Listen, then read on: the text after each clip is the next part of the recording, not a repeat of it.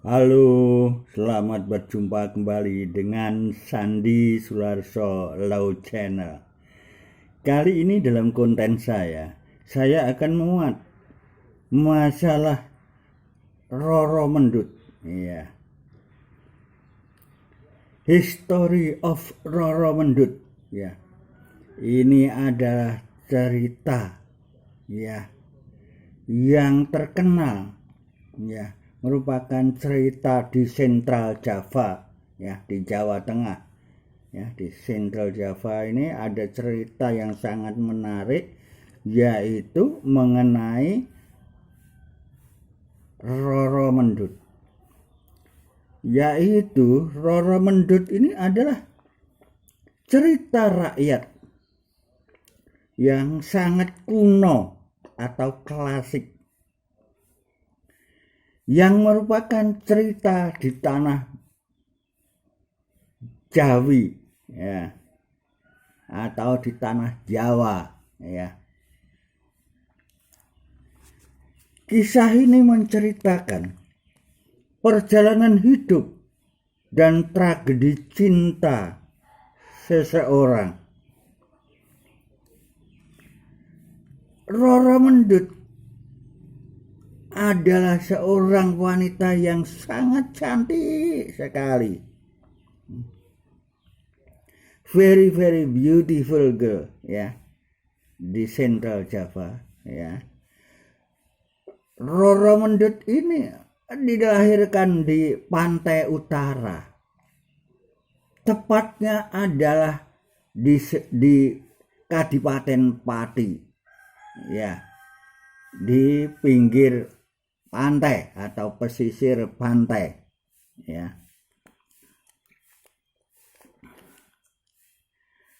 Roro Mendut ini dalam cerita ini adalah seperti Romeo dan Juliet ya, seperti cerita di Eropa antara dua pasang remaja, laki dan perempuan yang jatuh cinta.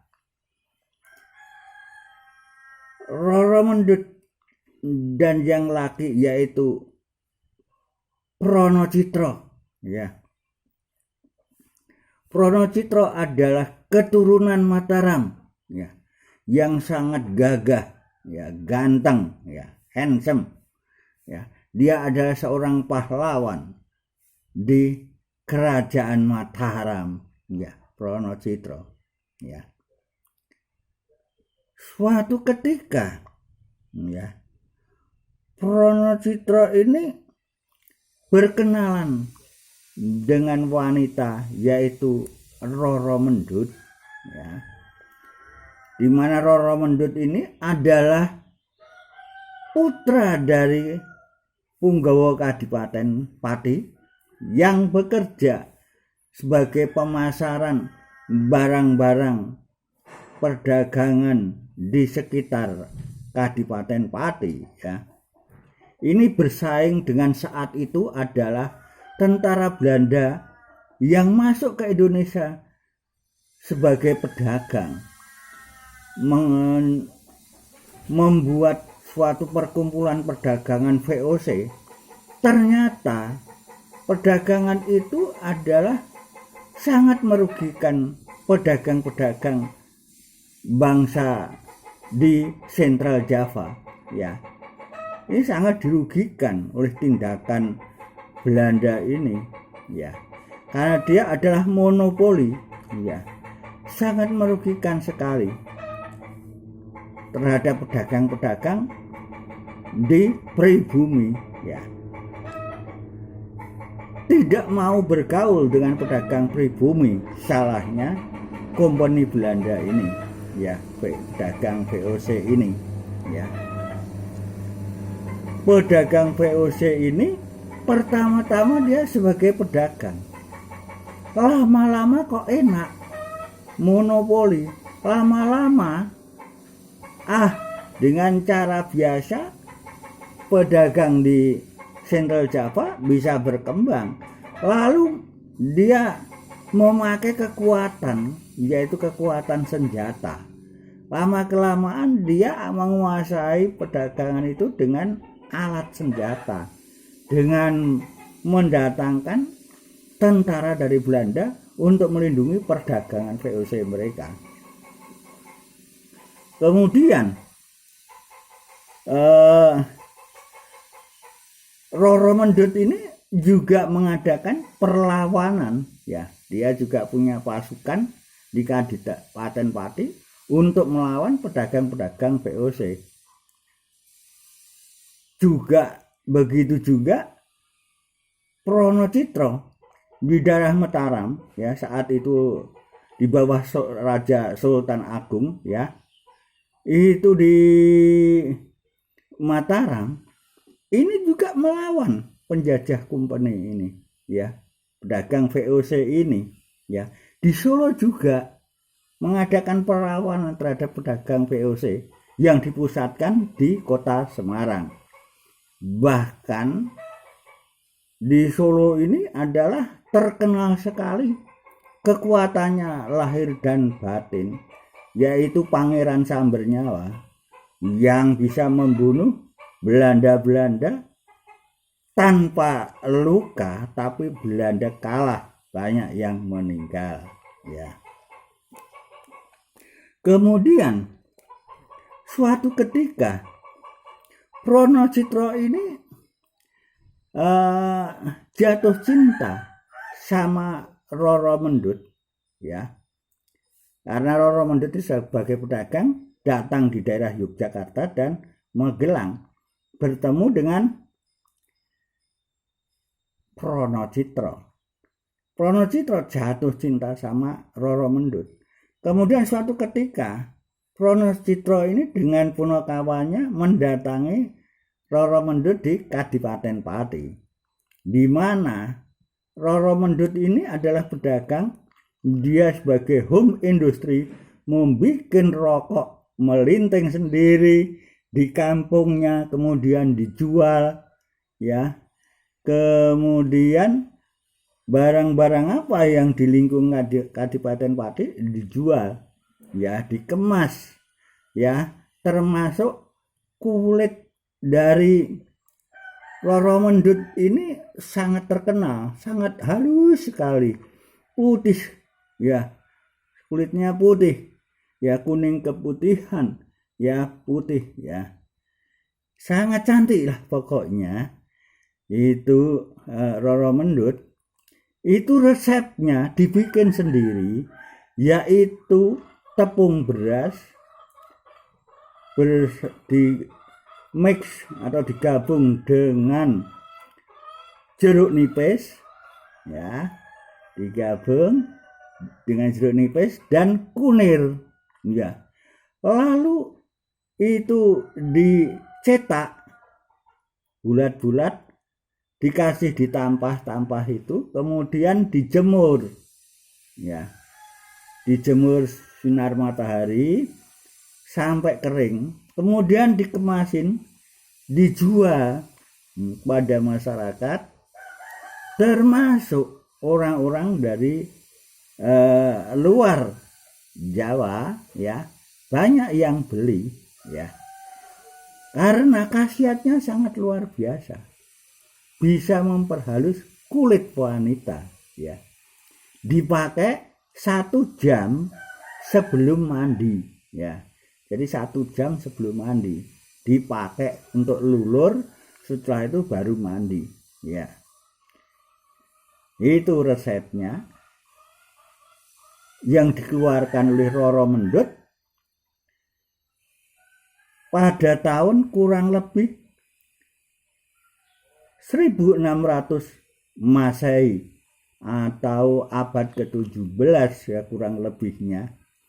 Itu sudah banyak bangsa kita remaja yang punya usaha dengan modal produk dari tanaman di tanah Jawa ini, ya. Kemudian Roro Mendut ini punya punakawan, punya kelompok, yaitu kelompok tari, ya. Kalau mau menjual barang keluar kota, timnya tari ini harus dia menari lebih dulu, ya, dengan cuk-cuk tertentu, ya, dengan tim bek daripada Roro Mendut ini untuk tim bek tari dan keseniannya. Kalau sudah selesai dengan menawarkan barang-barang yang akan dijual, kemudian tariannya selesai, barangnya ditawarkan, laris manis, ya. Banyak yang beli. Jadi ekonominya Roro Mendut lumayan pada tahun itu, ya. Kemudian suatu ketika pimpinan VOC yang berpusat di Semarang, ya, datang ke Pati, ya, mencari barang-barang perdagangannya. Tetapi pimpinan itu karena dia masih single, jatuh cinta sama Roro Mendut. Anaknya cantik, pandai, dan lumayan ekonominya di Kadipaten Pati. Mau diperistri oleh pimpinan VOC di Semarang itu. Namun kehendak dari pimpinan VOC itu ditolak secara halus oleh Roro Mendut, menyatakan bahwa dia sudah punya pacar pilihan, yaitu yang bernama Prono Citro, ya, yaitu seorang pangeran dari daerah Yogyakarta, daerah Mataram, ya, kerajaan Mataram. Akhirnya dia bertempat tinggal di perbatasan Jogja dan Magelang, ya. Kemudian mendirikan Candi Mendut, ya. Tetapi yang mendirikan tidak langsung Roro Mendut, tetapi punokawanya, masyarakat setempat, ya. Candi Mendut, ya, di situ dekat, tidak jauh dengan Borobudur. Kemudian lamaran kehendak dari pimpinan VOC itu terdengar oleh Prono Citro. Kemudian Prono Citro, ya, Pangeran Prono Citro ini agak geram, kemudian dan cemburu, begitulah, ya. Kemudian mengumpulkan pasukan Prono Citro yang ada di Mataram, ya, di Yogyakarta, naik kereta yang berisi 2 orang, ada yang 3 orang, ada yang 4 orang, ada yang 5 orang, dengan pasukan, dengan senjata lengkap ke Semarang, menyerang pos dari pimpinan VOC itu, lalu diserang, lalu terjadilah peperangan, dan peperangan itu dimenangkan oleh Prono Citro. Dan pimpinan VOC akhirnya dengan kawan-kawannya menyerah, ya. Akhirnya dengan menyerahnya pimpinan VOC itu dibikin suatu perjanjian, jangan sampai saudara mempermainkan dan mau memperistri dari Roro Mendut, ya. Akhirnya dia, iya, siap, begitulah, ya. Oke, aku tidak mau mengambil istri Roro Mendut, akan mencari yang lain, ya. Silahkan Prono Citro untuk memperistri Roro Mendut. Itu pimpinan VOC. Akhirnya Prono Citro melamar ke Kadipaten Pati untuk jadikan istri. Akhirnya orang tuanya menyetujui, jangan lama-lama. Akhirnya dalam tempo singkat, ya, kurang dari 1 minggu, dinikahkanlah Prono Citro dan Roro Mendut. Maaf. Kemudian dinikahkan secara rame-rame. Kemudian 1 minggu kemudian di Kerajaan Mataram dipestakan besar-besaran. Singkat cerita, Roro Mendut dan Prono Citro jadi suami istri yang bahagia langgeng. Ya, sampai sekarang. Cuman sampai sekarang ceritanya masih berlangsung dan dicintai rakyat. Dan ini ditulis di novel terkenal di Indonesia. Yang nulis siapa? Yang menulis yaitu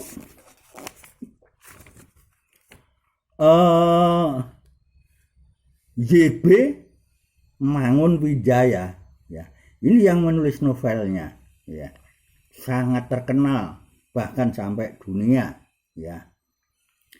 Itulah cerita Roro Mendut dan Prono Citro